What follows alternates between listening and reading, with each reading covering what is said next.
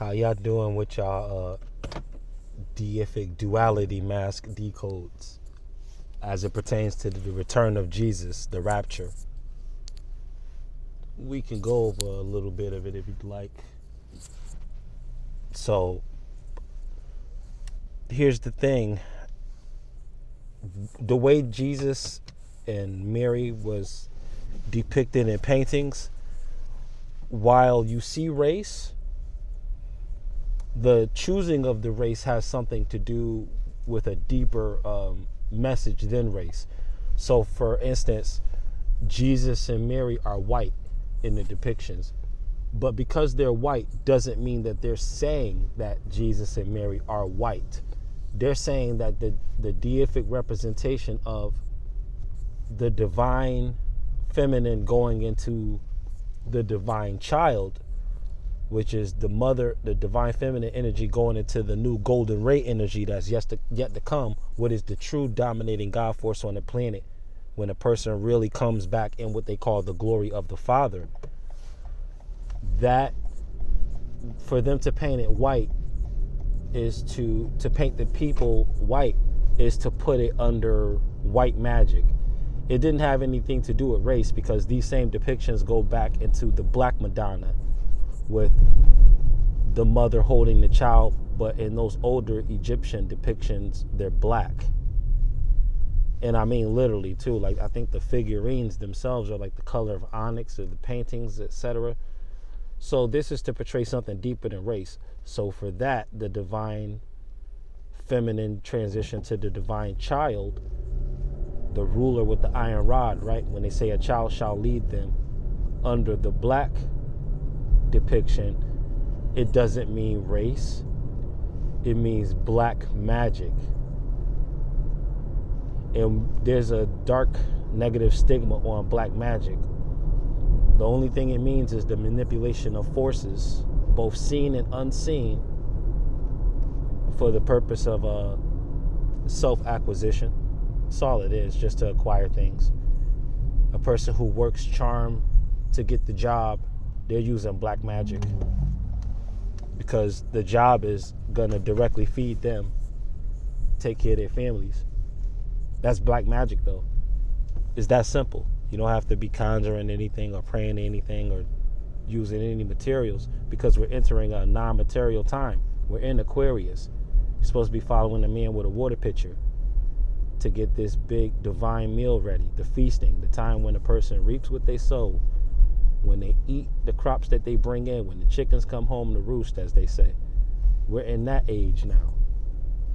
To conquer this age, you have to be a step ahead of this age, because with us being under patriarchal energy for like the past 26,000 years, it's going to take more than, we only like 24, we only like 10 years into this whole new 26,000 year cycle under the divine feminine energy.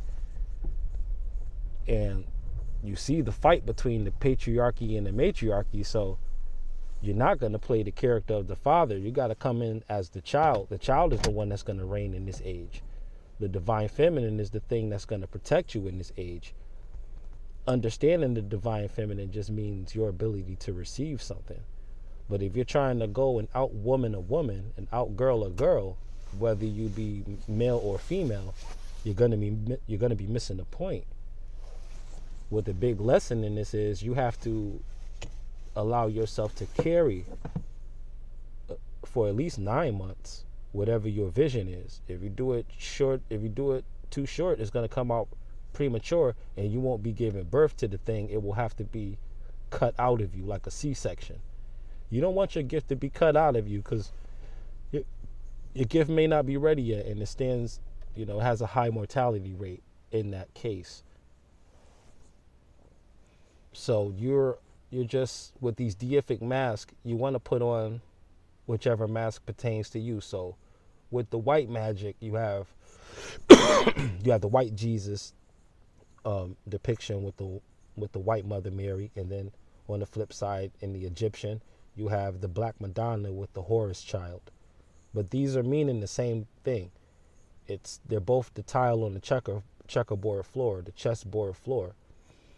And while I'm saying this, you understand the way I'm talking about it is I'm not promoting evil. I'm not saying that with all good comes bad, with all good comes evil. That's not what I mean when I speak on duality, because I'm not in promotion of evil or dark energies like that. I'm not in promotion of that. So, me being a golden ray energy and an indigo child at the same time, I'm more interested in acknowledging that the war is there, but decoding it and taking all of the spells off of it so that we can glean a new definition that will push us forward on our own free will, really giving us the opportunity to choose and not giving us an illusion of multiple choice, but allowing each human being's mind to have their own open-ended answer, drawing conclusions.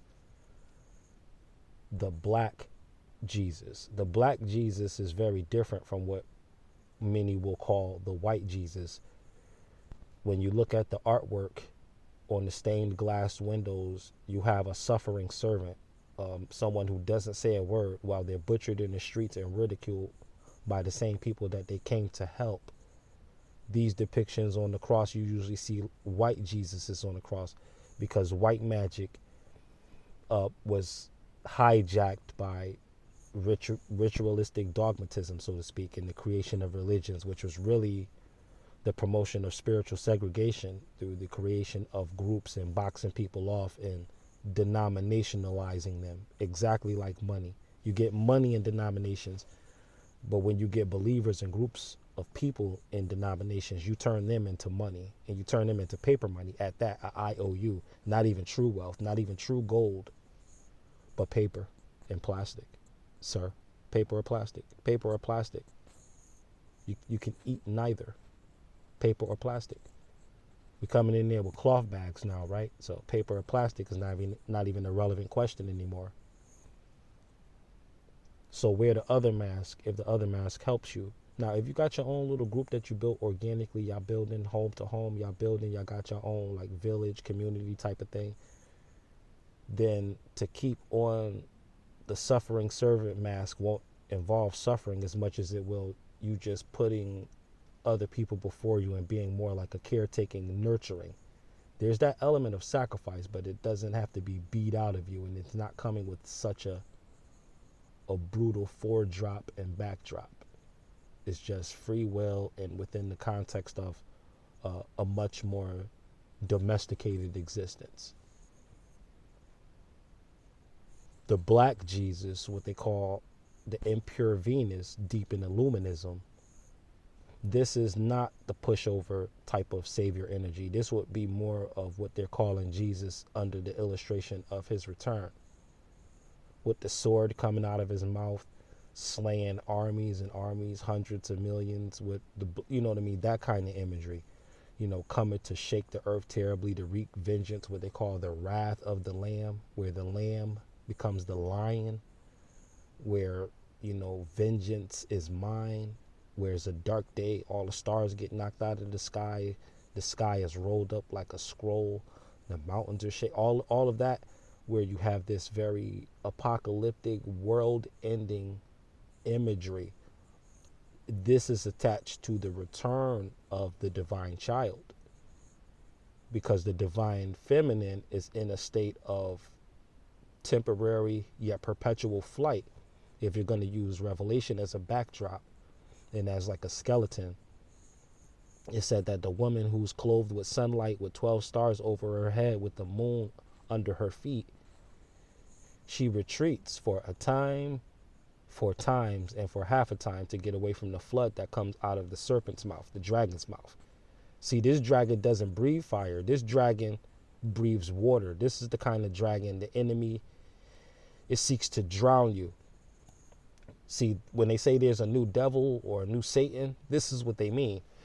That the opposing energy, will attack in a different way. So it's not there to burn you up, to just necessarily trigger you so vehemently and so intensely. It's not like an in-your-face type of hate and conflict. No, this is more very sneaky very Aquarian, very alliance-like. This is a water-spitting dragon, you understand? And who's going to help you? The earth. The earth represents what? The divine feminine all over again, because it says that the earth opened up her mouth to swallow the flood that the dragon sent to drown the woman, because his purpose was to devour the child as soon as the child was born. The woman is not the target. He's only attacking the woman because she's pregnant with the divine child. But if you and I, as the divine child, would simply be willing to be born ahead of this time that we're in, using the information that we have to make sense of things, then we can step into the divine child energy, because once we're born, it's already too late. So it's all a fight to keep you from being born. Yes, you and me, while we're still standing on our feet, we're still being born into something. And so the whole fight is to abort us so that we're not born to a higher level of ourselves. That's what the whole fight is about. Because once death finally phases out and goes out of style, yes, death itself has a shelf life. There's times coming where there's not gonna be really a such thing as that anymore. People are really gonna live forever. You don't have to believe it, but don't put it past technology. Don't put it past the kind of innovations that can be made in modern medicine. Don't put it past any of that.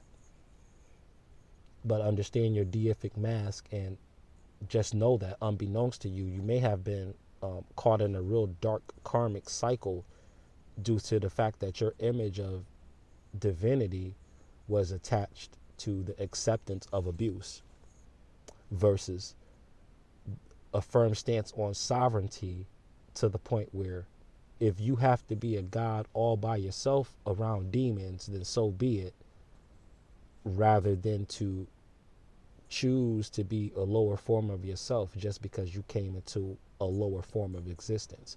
So this is Super T Sigma of Sigma Program, and I thank you for your time and attention. You already know reaching is teaching. Thank you again for your support, your comments, your love, your care, your concerns. Thank you for all of the above. Continue to vibrate high and inspire others. Peace.